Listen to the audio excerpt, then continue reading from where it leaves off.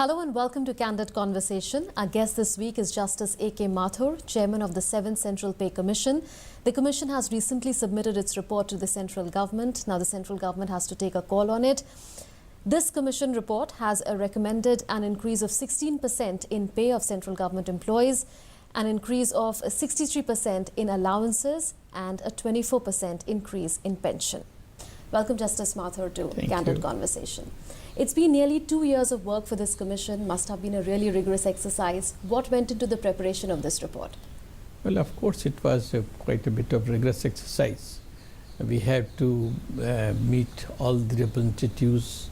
We have to visit the various places all over the country to see actual what is on the brass tacks.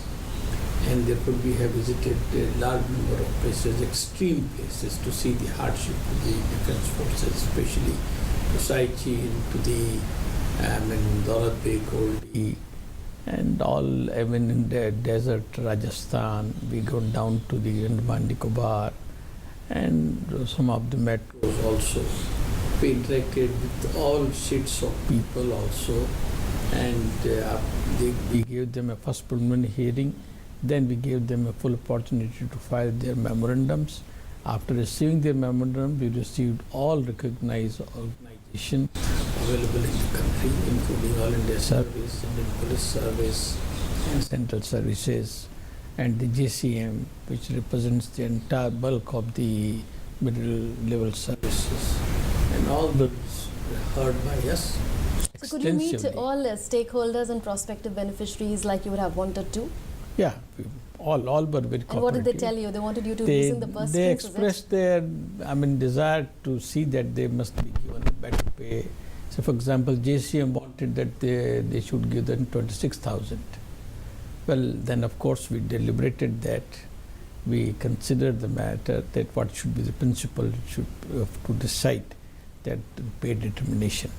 And that principle which we followed was accrued formula, well known in the jurisprudence, and that accrued formula was worked out after considering various other formulas for determination of the pay structure.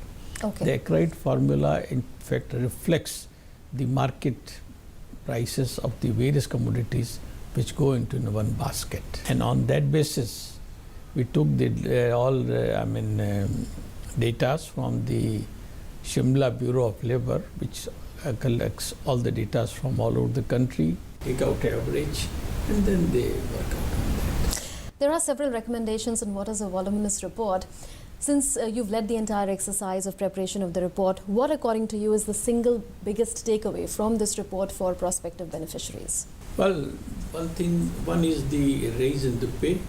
That is, we have fixed minimum pay is 18,000. An incumbent who enters into the lowest rank of the service will start with 18,000 salary, plus he will get the 24% of the house rent on the basic pay of 18,000. That works out to about 4,500. He will be entitled to the transport allowance. So that means about 24 or 23,000 as a stretch. In case he has 2 children to begin with, then each children will get education allowance of 2,500. That makes up to 2 children 5,000.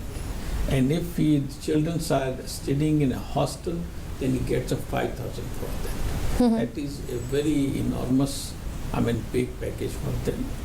And they wanted 26,000. We made it more than that also. But they say that no, that should be segregated. We must only get a basic 26,000. We have to keep, this is the basic for class 4. Then we have a class 3 also, then a class gazetted officer also, and the senior gazetted officer also. So that way, if we calculate all, the total pay package or liability to the government will be to the extent of 1,02,000 crore. Absolutely. It's a fabulous sum, and we have to also keep in view, as per the terms of reference or appointment, that you must have a fiscal prudence. We will come to that, Justice Mathur. But before that, one of the main recommendations of the Commission is that pay band be abolished and that grade pay be subsumed into the new pay matrix system. Correct. How is this new system different from the existing system? What is the rationale behind it and how will it work? Well, the idea was that we have come across many complaints from the various associations that this pay band business and grade pay is not conducive to the administration. And there is a lot of angularities that sometimes a junior person gets more salary than the senior person. And that creates a lot of administrative problems. So in order to, after hearing all the parties, we thought it is better to do away with it, and we gave a new pay matrix. And that pay new matrix has been rather completely simplified. Now anybody can know it, that where I stand in this pay matrix. We given a fitment formula of 2.57. Why 2.57? The reason is that the salary packet has come to 18,000. That means the previous, under the sixth pay regime, each one will getting 7,000 rupees.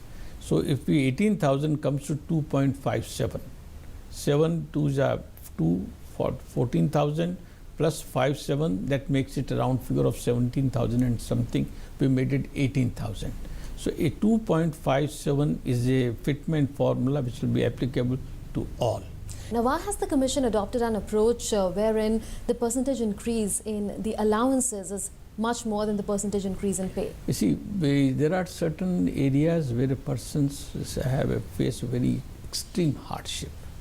So we cannot give them hardship allowance, etc., in terms of the pay structure. So that had been compensated by way of the allowances. So the basic pay structure remains the same. But if you are doing an arduous job, for example, somebody is posted at Saichin, somebody is posted at Kargil, somebody is posted at Dras. We have seen there, it's such an extreme condition that you can't imagine that in what in a hospitable situation these people are living. I myself put on the shoes which is weighing about 5 kg, and I could not walk more than half an hour, panting, and a Daulat Beg oldie which is at the height of 18,000 and where nothing grows, and all those Jawans were waiting for me at that height. We had to go with the oxygen and all that. Therefore, in order to compensate them, we have given them highest allowance, risk allowance and hardship allowance. Some of the extreme areas toward Indo-China border, people, in order to reach the railway head, has to travel 2 days. So there is a lot of focus as far as welfare of staff is concerned. More concern. Justice Mathur, it is often said that it is difficult to get a government job and even more difficult to lose it. So has performance incentivization been adequately done by the Commission? Yes, it has been done.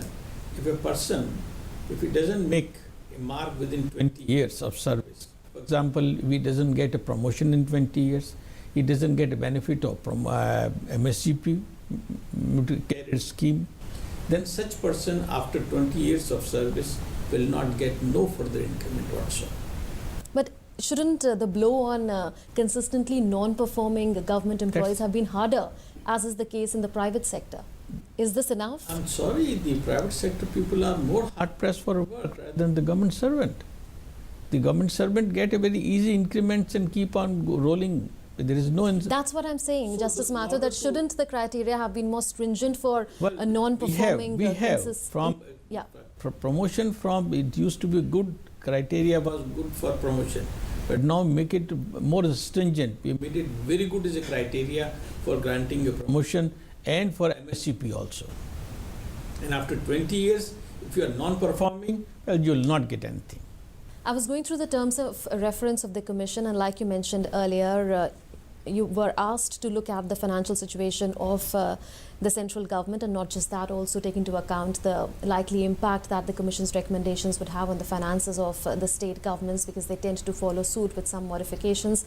How much did that play on your mind, and had that not been the case, would the recommendations have been different? Well, if the financial constraints were not there, we would have readily acceded to the request of the GCM and granted them the money which they wanted. But the very fact that the terms of reference mandated us that please keep the financial prudence in mind. After all, the country has to be run. Only government servants are not known to not only their ability. More than government servants is the unorganized labor. They are far more. They have made a very strong grievance before us that you must consider us also. But that's our limitation. That was thought we can't consider them. But the point is that the moment these pay packs are released, then market is going to immediately spurt. And who will be affected is unorganized sector, because they are not going to get a same pay raise as being given to the government employees. So this is also a social aspect will have to be taken into consideration. Now, it is only natural that comparisons be drawn at a stage like this with the Sixth Pay Commission recommendations. And some central government employees have expressed their dissatisfaction with the recommendations of the Seventh Pay Commission. What would you say to them? Well, nobody can be satisfied. Everybody wants more. So, but the government can't afford to give them more to their satisfaction. Otherwise, if there will be no end to it also. In Sixth Pay Commission, we had economy was booming up. The Indian economy was in good shape, and they could afford or they could contain the outflow of the employees' salary perks. But at present, there is a depression all over the world. And Indian economy is also, though, doing good, but not that good, which can contain the burden of going to the extent of Sixth Pay Commission by the Seventh Pay Commission's burden. Has the Seventh Pay Commission been more favorable to the top bureaucrat, because the pay gap has increased now if the recommendations are accepted in toto between, say, the cabinet secretary or those at the secretary's level and the entry-level government this is a misinformation going round. And they have not understood the implication of it. They are comparing a minimum person of 18,000 who is a beginner with a person who has put in 33 years of service as a secretary to the government or cabinet secretary. There is no comparison between like-minded. It means apple can be compared with apple, not with the oranges. Now, a person with 18 years of service, in course of his time, when he reaches to 33 years of service successfully, he will be drawing almost for 50,000 rupees.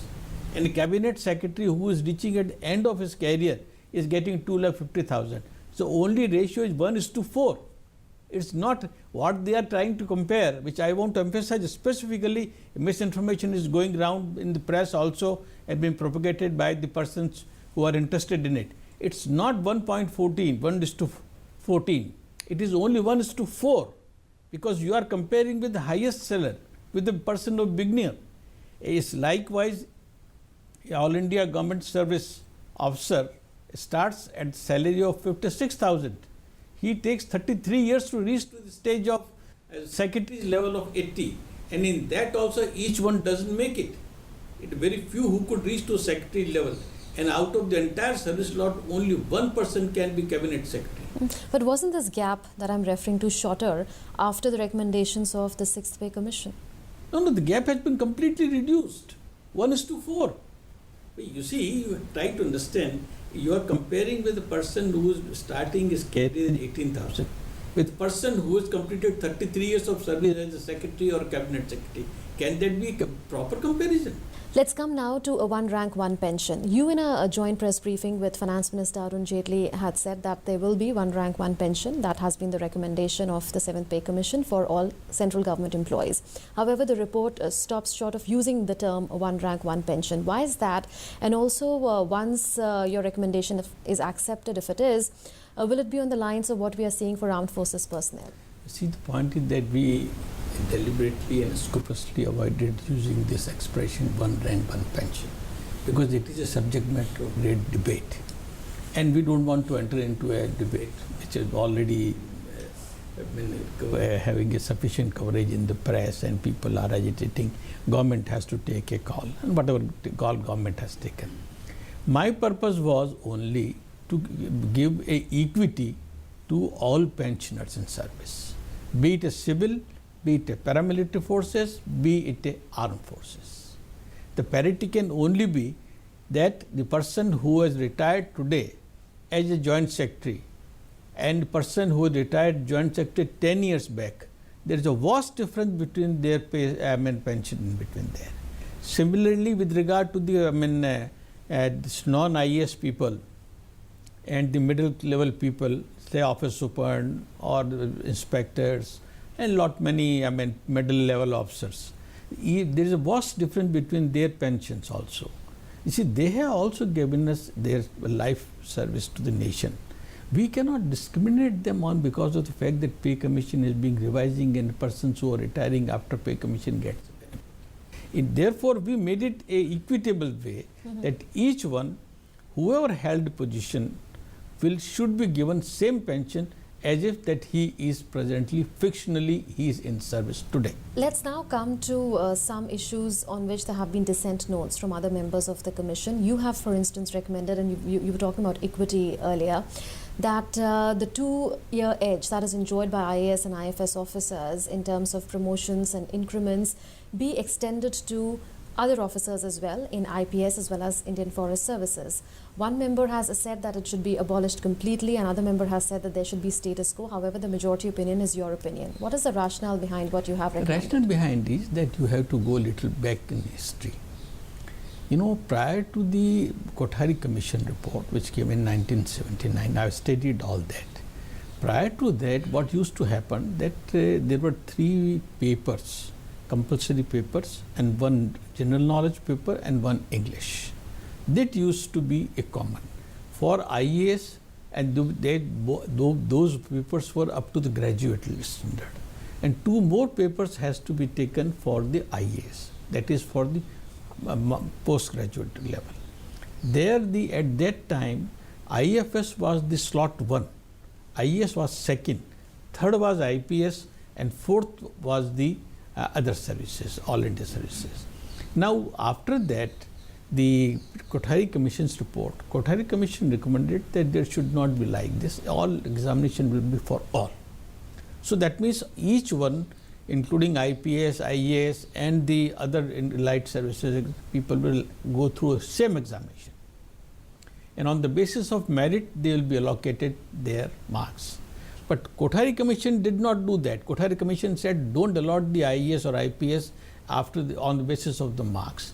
Let them go and undertake a training. And after that, examine their aptitude and then classify them to which service they should go. But that was not accepted. IAS said it, no, nothing doing, we will continue to be given on the basis of merit. If we secure highest marks, we will be IAS. Good enough. Now there are 3 all India services. Indian Foreign Service is not an all India service now. It has gone to a central service. Now only 3 all India services. One is Indian Administrative Service, other is Indian Police Service, and third is Indian Forest Service. These are 3 services that forms a 1 category. And in 1 category, you cannot make a micro and mini classification that you happens to be an IAS, therefore you must get to a grade increment every 3 years, every promotion. And you deny same to the police officer and Indian forest officer. The Indian police officers and forest service are far more arduous looking to the deteriorating law and order problem in the country. Policemen, you know condition, the policemen day out and day in, they have to stand in the harsh condition, face the public area also, see the demonstration, people are dying. Likewise, Indian forest officers, you find them, they have to struggle with these big sharks who are dealing with the killing of the animals and illegal foresting. A couple of IPS officers has died, couple of IFS officers have died in performance activities. Therefore, I thought there is no justification. I am man from judiciary. I understood the implication of Constitution. I know Article 14 and 16 of the Constitution. Article 16 of the Constitution says there should not be discrimination. Once they form 1 category, all India service category, if they are giving one to benefit to the disadvantage of other, then it doesn't go with me as a judge who has held 30 years of the judicial experience and implemented the Indian Constitution scrupulously. Therefore, that appealed to me the argument of the all India the other services. Do you think that recommendation, though it is the majority opinion, will be accepted? Because ultimately it is the IAS officers, well, not take into account the Prime Minister himself. I honestly speaking, I don't want to enter in this controversy. I, as a judge, has given my judgment. It's for the government to accept or not to accept. But my consideration actuated with the consideration is there should be fair. Constitution says there has to be equal. Article 16 says that one examination, good that you got a 1 mark more, you are an IAS, another fellow got 1 mark less in IPS. That doesn't mean that you become a repository of entire wisdom, and a person who has gone in IPS is become a third rater. So the IAS people say that we are the gold and they are the silver and bronze. The gold in the Olympics given up every 4 years. So once you obtain a 1 gold, it doesn't qualify to remain you gold throughout your life. Now there are 3 other issues on which there has been dissent within the Commission. How does the fact that there are in all 4 issues on which there has been dissent reflect on the functioning of the Commission? Does it show that it is more democratic in nature in terms of constitution and in terms of debate? Point is when the Commission is constituted, you know what happens in Supreme Court or in the High Courts and judiciary, where 2 judges sit, sometimes 5 judges sit.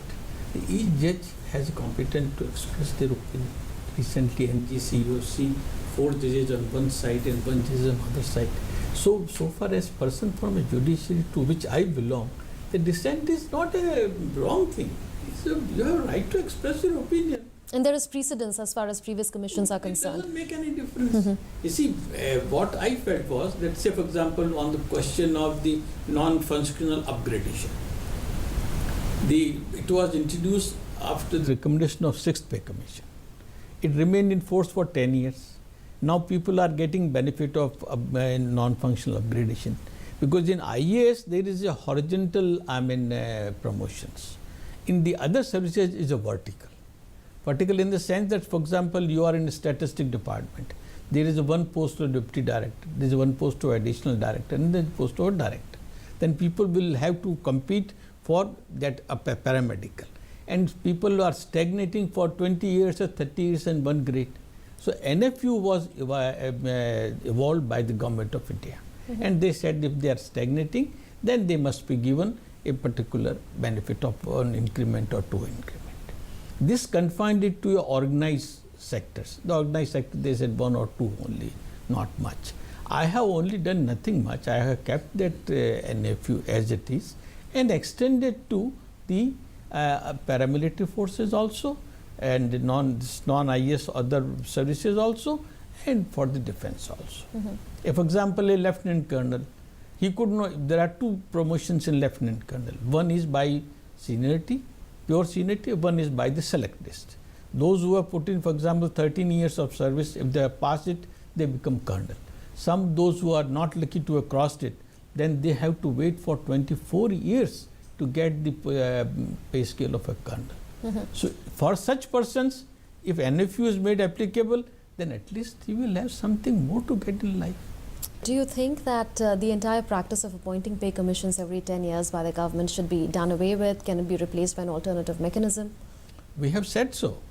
We have said so that it could be done one way, that either it could be 5 years, or it could be that we have given a formula like Ackroyd formula.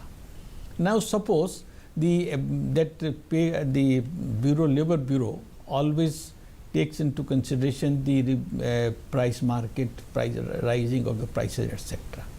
The government, without waiting for 10 years, every year they can take into consideration those prices and increase the salary accordingly on that basis. A similar provisions exist in Australia and New Zealand. We have one of the terms of reference which says that you must also undertake the study of one of the international best practices. That's right. So we have studied the UK, USA and European countries. But for Australia there was a peculiar thing. They have a remunerating authority. Which is a permanent statutory body. That body's job is this only. Every year they will study the market prices and then periodically advise the government to revise the pay structure. That is including your Prime Minister, President, and all the MPs, MLAs, and all government servants. That is a permanent body. Do you expect all your recommendations to be accepted by the central government in toto, because they'll have a likely impact, like we said before, on state governments also? Or do you expect a bigger bonanza like it was in the case of the 6th Pay Commission, where the government went a step further? That is a privilege of the government. If they are happy with the present recommendation and the income which is being outflow from the consolidated fund, they can certainly do it. And if they feel that it is not, then they may not. It's depend upon the government, and the government has to take a call for that part. And if the government condition, financial health is very good, and they are very much benevolent, they can give it more to the to the employees. We don't have, we'll be too happy to that. But we have to work under the particular financial, prudence, which is one of our important terms of reference. Thank you so much, Justice Mathur, for speaking to us on Candid Conversation. It was a pleasure to have you on the show. Thank you.